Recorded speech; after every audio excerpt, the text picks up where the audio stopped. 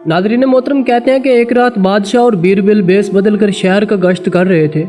दोनों का गुजर एक हजाम की झोपड़ी से हुआ। हजाम झोपड़ी के बाहर चारपाई पर बैठा हुक्का पी रहा था।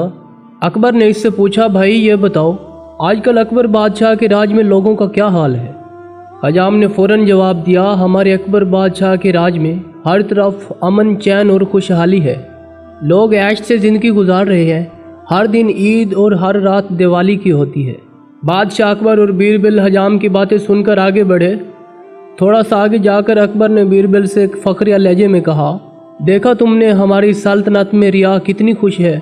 बीरबल ने अर्ज किया, बेशक जान की पनाह आपका इकबाल बुलंद है। चंद रोज़ बाद फिर एक रात दोनों का गुजर इसी मकाम से हुआ।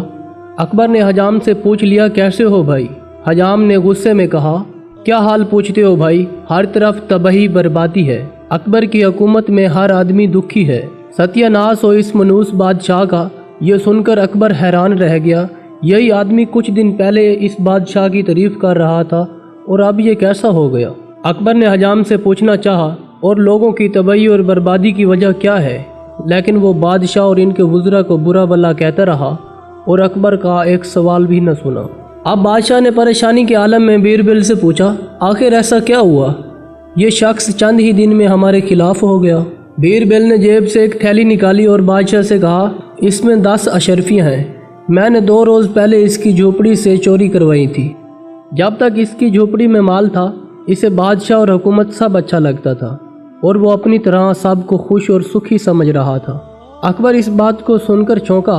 बीरबल ने मजीद कहा, जान की पनाह, आपको यह बताना मकसूद था कि एक फ़र्द अपनी खुशहाली को दूसरों की खुशहाली समझ लेता है, जबकि ऐसा नहीं होता। सबके अपने मसाइल और दुख सुख हैं जिन्हें वही बेहतर समझते हैं।